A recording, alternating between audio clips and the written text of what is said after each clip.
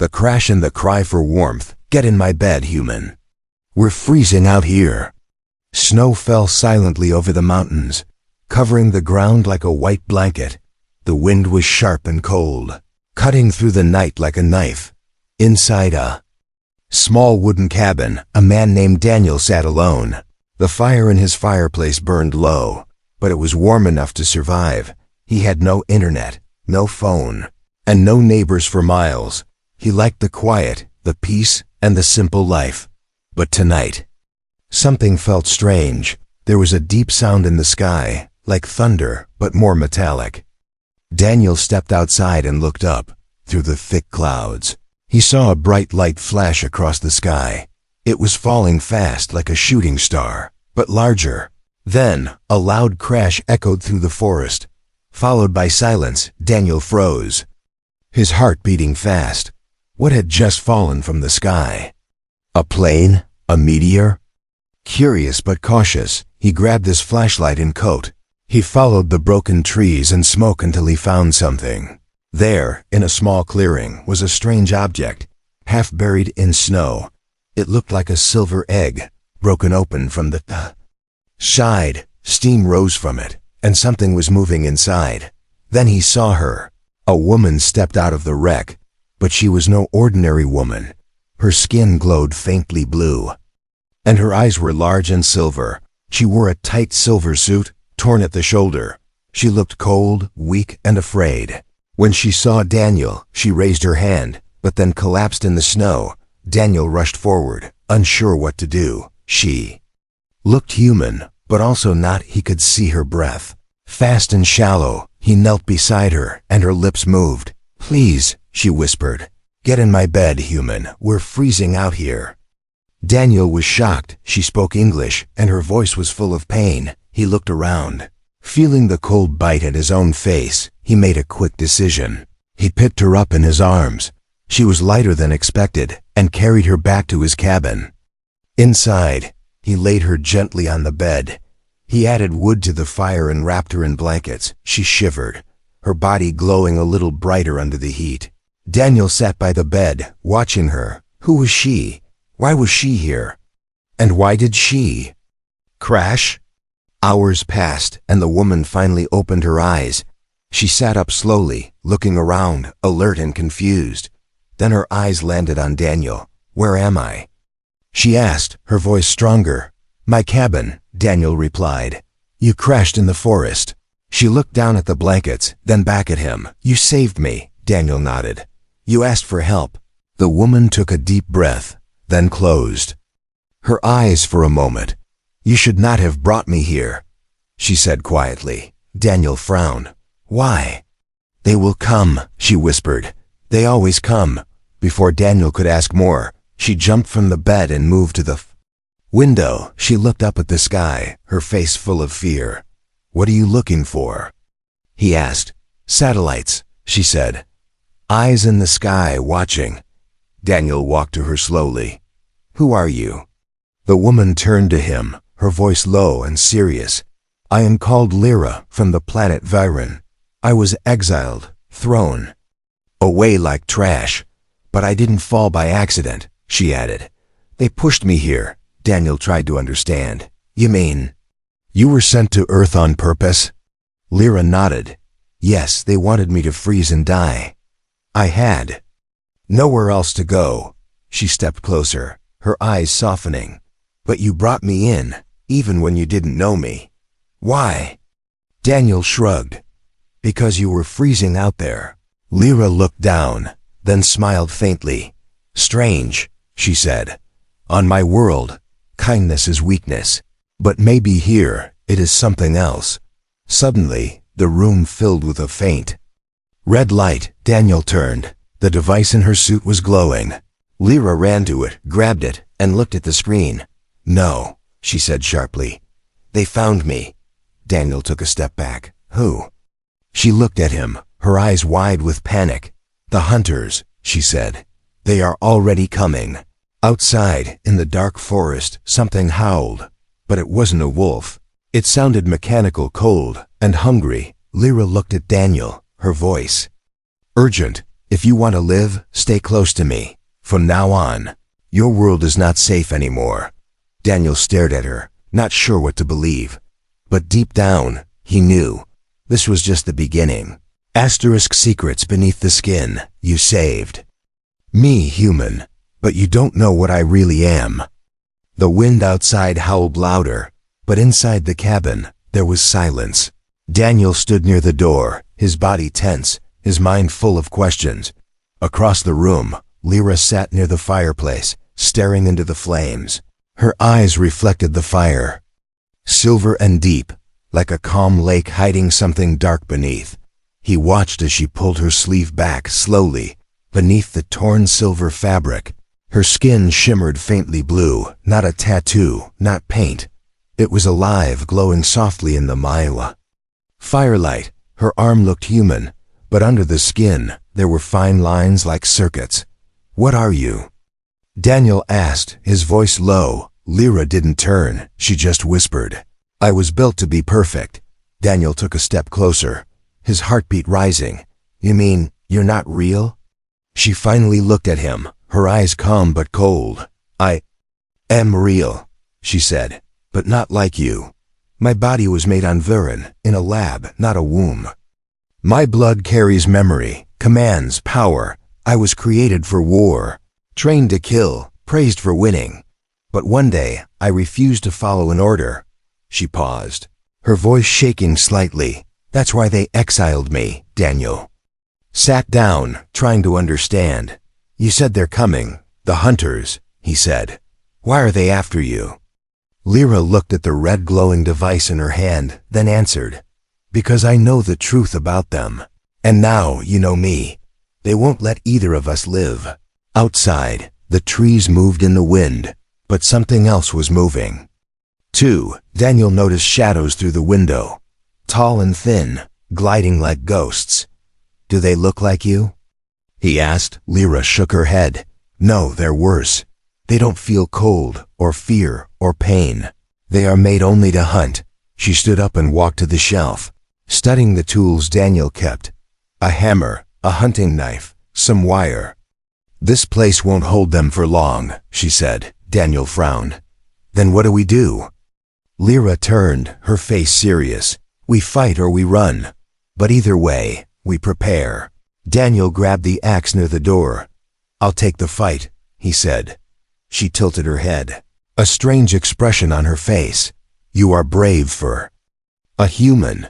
Suddenly, the lights in the cabin flickered. Then, darkness.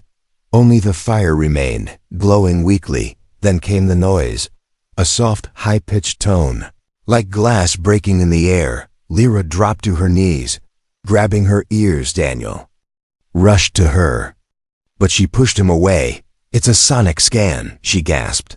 "They're trying to find me." She pulled a small metal pin from her belt and stabbed it into the floor. A pulse of blue light spread through the cabin, and the sound vanished.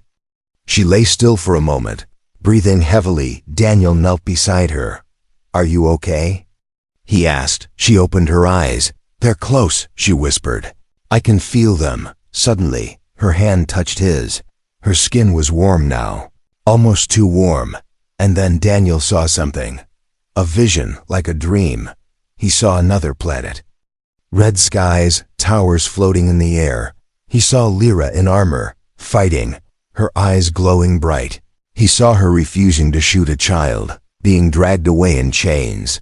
He saw the ship that crashed here, falling, burning, alone. He pulled back, gasping, "What was that?" "Our minds touched," she said softly. "You saw my truth. No lies now."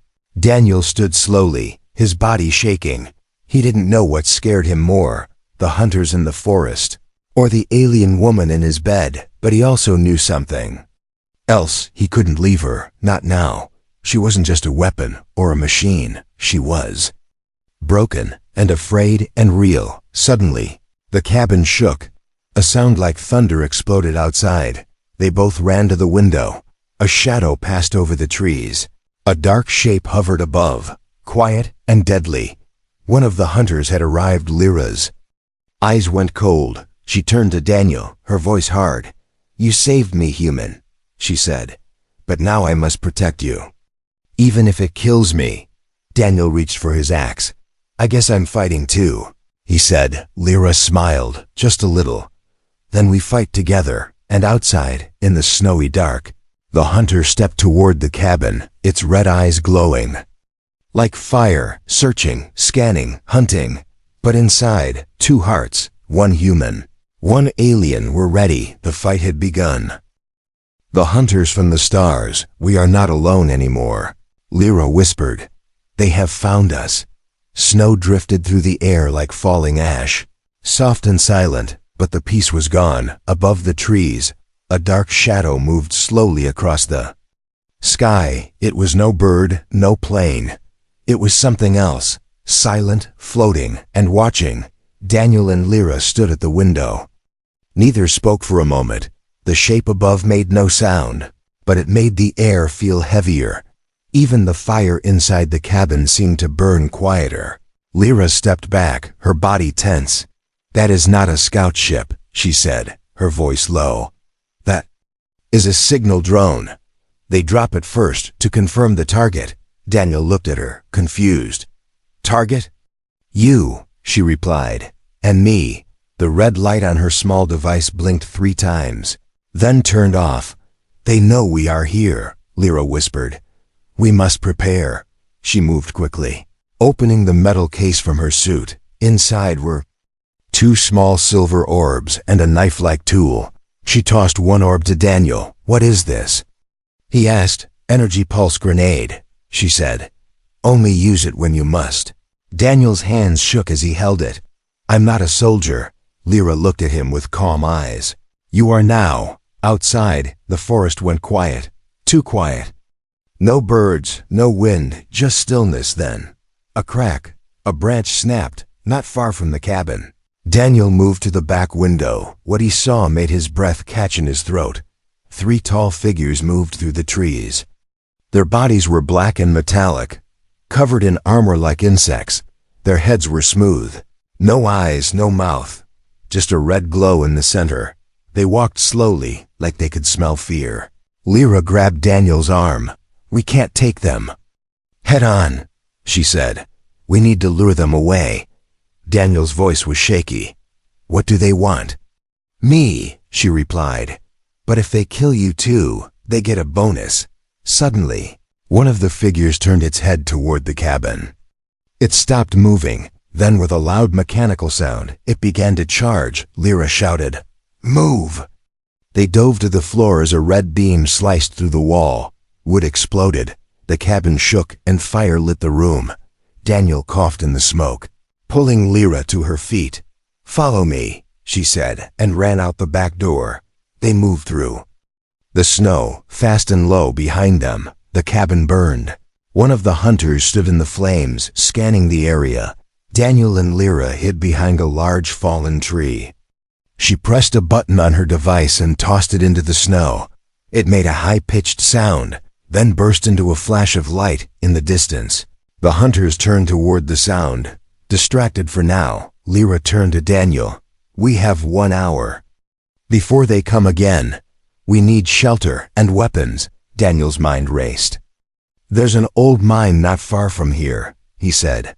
"It's deep, cold, but maybe safe." Lyra nodded.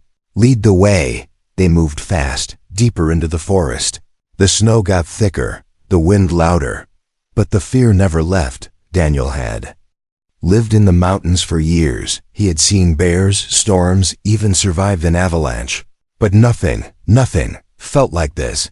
They reached the mine just before sunset. It was hidden behind a thick wall of ice and rock. Daniel pushed the wooden door open. Inside, it was dark and cold, but quiet. Lyra lit a small blue flame from her wrist device. It hovered in the air, casting a soft light. Daniel sat down on a broken crate, his body shaking. "I can't do this," he said. "They'll kill us." Lyra sat beside him. She didn't speak right away. Then softly she said, "I once believed the same thing." She pulled back a part of her suit, revealing a scar that ran across her ribs. "This," she said, "was from the first time I disobeyed. I refused to kill a child who had surrendered. They beat me, stripped my rank, and sent me into exile. But that child lived. She looked at Daniel. You gave me a second chance. I won't let them take it away. Daniel looked at the scar, at the strange fire, at this woman who wasn't human, and yet, in this moment, he saw something real. Not a weapon, not a machine, but a soul. He nodded slowly. Then we fight, he said. But before either could speak more, a sound echoed through the mine, a soft, clicking noise, followed by a hiss. Lyra stood instantly, her hand glowing. They're inside, she whispered. They found us again. The light dimmed. The air got colder. Daniel held the grenade tight in his hand, and behind them, in the shadows, red eyes began to appear. The hunters had arrived. Asterisk, a fight for warmth and survival. You were never supposed to be part of this. Human, Lyra said. But now you're the only reason I want to survive. The mine was no longer silent. Shadows moved across the stone walls, slow and hunting. Red lights flickered in the darkness like blinking eyes. Daniel held his breath as he leaned against the cold wall. Lyra stood just ahead of him, her body glowing faintly blue, hands ready to strike. The sound came again, a low mechanical growl followed by heavy steps. The hunters were inside. They were scanning the tunnels, moving like they could smell fear in the air. Daniel whispered, "They're coming this way." Lyra nodded. "We don't fight now," she said. "We trick them." She reached into her suit and pulled out a small square device. With a flick of her fingers, it activated, and a projection of her appeared beside them. The hologram glowed and ran down the tunnel in the opposite direction. The hunters followed, red lights moving after the image. They took the bait, but only two. The third hunter stayed behind. It was smarter than the others. Daniel and Lyra held still then. Crack! The wall beside them burst open, sending dust and ice into the air. The third hunter leaped through, its metal claws slicing forward. Lyra pushed Daniel out of the way and charged. She moved fast, faster than human eyes could follow. Her fist glowed with electric power as she struck the hunter's chest. Sparks flew, but it didn't fall. Instead, it grabbed her arm and slammed her into the wall. Daniel shouted, running toward them with the energy grenade in his hand. He pulled the pin and threw it hard. Boom! A blue wave blasted through the tunnel. The hunter screamed, a sharp digital sound, and fell backward, twitching. Lyra pulled herself up, her suit damaged, her face pale. "You're learning quickly," she said with a smile. Daniel helped her stand. "You saved me first," he said. "Now we're even." But they both knew this wasn't the end. The other two hunters would return, and now the mine was no longer safe. They ran deeper into the tunnels. The path twisted and dropped into darkness. Daniel felt the temperature dropping. "We need warmth," he said, his teeth shaking. Lyra looked at her wrist device. Power low, barely enough for light. Finally, they found an old metal door, rusted and frozen shut. Daniel pushed with all his strength. It opened with a screech, revealing an old mining shelter inside. A broken bed, some blankets, and a small emergency heater. He lit the heater while Lyra sealed the door with alien foam from her kit. The room warmed slowly. They sat close, side by side, wrapped in blankets, their bodies shaking. Lyra's voice was soft. "I used to laugh at humans," she said. "So weak, so soft. But now I wonder if maybe that softness is your strength." Daniel looked at her. "You feel cold," he said. "You feel pain just like us." Lyra didn't answer right away. She reached toward the heater, her fingers trembling. "My kind tried to remove pain," she said. "But without pain, we lost something else too. Compassion." There was a long silence. Then Daniel asked, "Why are you really here?" She looked at him. "The truth? I was never meant to crash. I was meant to die. But my ship was pulled down by something else." Daniel blinked. "What do you mean?" Lyra leaned closer, her voice a whisper. "There is something under your earth," she said, "a signal, not from my world. It brought me here." Before Daniel could speak, The walls shook again. Boom, boom. The hunters had returned. And this time they weren't alone. A new sound echoed down the tunnels, deep, slow, and ancient. Even Lyra looked afraid. "That's not them," she said. "That's something else." The red lights vanished. Swallowed by the dark, and in the silence, a new voice whispered, not in words, but in thoughts. Daniel heard it in his mind. "Return the key," it said, "or all will burn." He looked at Lyra. Shocked. "I heard it," he said. "In my head." Lyra's eyes went wide. "No," she whispered. "Not you." She touched his forehead gently. Her hand glowed, and symbols appeared on his skin. "You're connected to it," she said. You are the reason I'm here." Daniel stepped back, confused. "What do you mean?" But Lyra didn't answer. She was staring at the tunnel entrance. Because something huge was moving in the dark. Not a hunter, not a human, something older. Something that had just woken up. The fight for survival had only just begun, and now the real threat had arrived. Memories and mistrust. "You're not just a human anymore," Lyra said, her voice shaking. "You're the key they were afraid of." The silence inside the mine was heavy, not because of the cold or the hunters, but because something ancient had spoken, not with sound, but with thought. Daniel still felt the echo in his mind, a voice so deep it felt like it came from the bones of the earth. He sat against the wall, hands gripping his head. Lyra stood in front of him, watching closely. Her skin flickered with blue light, not from strength, but from fear. "You heard it too," Daniel whispered. "In my mind," Lyra nodded slowly. "Yes, and that's a problem." She paced the floor, her boots echoing in the hollow space. Daniel looked up at her, confused. "You said I'm connected to it," he said. "What is it?" Lyra stopped walking, her eyes full of worry. "We believed Earth was just a primitive planet," she said. "A safe place to hide from the war. But something here, something buried, is alive." Daniel stood up. "And I'm connected to it. How?" Lyra didn't answer at first. She stepped closer and placed her hand on his chest. Then, with a soft glow, his memories began to unlock. Visions flooded his mind. He saw a different version of himself, younger, maybe 10 years old. He was in a hospital, wires connected to his body, doctors whispering behind glass. He remembered strange dreams as a child, stars falling, lights in the sky, a burning circle on his wrist that no one could explain. He saw a man, his father maybe, arguing with someone in a suit. Then, the memory shifted, a flash of light, a small silver object buried in the dirt, and a hand, his own hand, touching it. From that moment on, something inside him changed. Daniel gasped, pulling away. "I remember now," he said. "Something touched me when I was a kid." Lyra stepped back, shocked. "They hid it in your blood," she said. "A code, a signal key." She sat down, breathing hard. Daniel moved toward her. "Why me?" he asked. "I was no one. I lived in the mountains. No," Lyra cut him off. "You were placed here, not by accident, but to protect what's underneath. And I was sent here to destroy it." Daniel froze. "What?" Lyra looked down, ashamed. "My mission was not just exile," she said. "My final command was to destroy the signal, no matter what it was.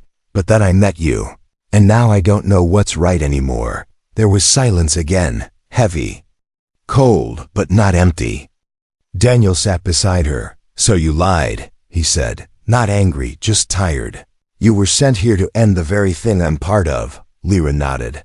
"I didn't know the key was a human," she said, "and I didn't know I'd care." Daniel looked at her. "Do you care?" She looked away, then whispered, "Yes, and that makes me dangerous." Suddenly, the mine shook. Dust fell from the ceiling, and a loud groaning sound echoed through the walls. Lyra stood fast, her body glowing again. "They're here," she said, "and not just the hunters." Daniel picked up a metal rod, his only weapon now. "What else is coming?" Lyra stared into the tunnel. "Something older," she said. Something that wakes when the key is near. Before they could move, the wall behind them cracked open. A large claw reached through, but it was not metallic. It was made of stone and earth, shaped like a hand but covered in symbols. Daniel screamed as the hand grabbed his arm, but it didn't pull. It pulsed. His whole body lit up with a strange golden light. The stone arm released him, retreating into the wall, and a mark remained glowing on his skin. Lyra stepped back, shocked. "I've seen that mark only once," she whispered, "in the ancient temple of my world. It means awakened one." Daniel looked at his arm, then at her. "I'm not just a human anymore, am I?" "No," she said, "you're something new, from deep below." That voice returned in his mind. "Protect the core, or all will fall." He looked at Lyra. "We have to go down," he said. "Not run. Go deeper." She hesitated. "That's suicide." "Maybe," Daniel replied. "But I think it's why you came here. And why I was born here." Lyra stared at him, her eyes full of fear, and something else, hope, maybe. She reached for his hand. "Then we go together," she said. "For warmth, for truth, for survival." And in the tunnels behind them, the hunters began to march again. But this time, they weren't chasing prey. They were chasing a legend. The key had awakened, and everything was about to change. Asterisk, allies or enemies. "You trusted me," Lyra whispered. "Now we must decide if we trust him." The tunnels had grown darker. The deeper they went, the warmer the air became, not from the sun, but from something below, alive, ancient, and waking up. Daniel walked with his arm glowing gold, a strange warmth pulsing from the mark. Lyra stayed close, her steps silent but alert. Every now and then, she looked behind them, sensing the hunters. They were still coming, but slower now, more cautious. And then, everything stopped. A blue flash filled the tunnel, followed by silence. Lyra stepped in front of Daniel, her body tense. "Get behind me," she said. A figure walked out of the light, tall and strange. Not a hunter, not fully alien either, half machine. His body shimmered with armor and silver veins. "Don't move," Lyra warned. The figure raised both hands, calm and unarmed. "I'm not your enemy," he said, his voice smooth and echoing slightly. "I came to find the key." Daniel stepped forward. "You mean me?" The figure nodded. "Yes. Human, or what you were." Lyra narrowed her eyes. "Who sent you?" He looked at her, then at Daniel. "No one," he said. "I followed the signal, the same one that brought you here." Lyra's hand moved toward her blade. "I've heard of your kind," she said. "Biomerged soldiers. Built to serve, not to think." The figure smiled. "That was true once," he said. "But some of us evolved. I escaped long ago like you." Daniel looked between them. "If you're not here to kill us," he asked, "what do you want?" The stranger stepped closer. "I want to protect the core," he said, "and help you reach it." Lyra didn't move. "You expect us to believe that?" The figure didn't blink. "I can take you down safely," he said. "There are things even deeper than the hunters, things that will not listen to reason." Daniel spoke quietly. "We don't have much choice." Lyra turned to him. "We always have a choice." Daniel touched her arm. "You saved me when you didn't have to," he said. "Now maybe it's time we let someone else help." She didn't answer right away, then finally nodded. "Fine," she said, "but the moment you betray us, I won't hesitate." The stranger smiled again. "I wouldn't expect anything less." Together, the three walked deeper into the earth. The tunnel widened into a glowing chamber filled with strange symbols carved into the walls. Daniel's mark lit up brighter the further they went.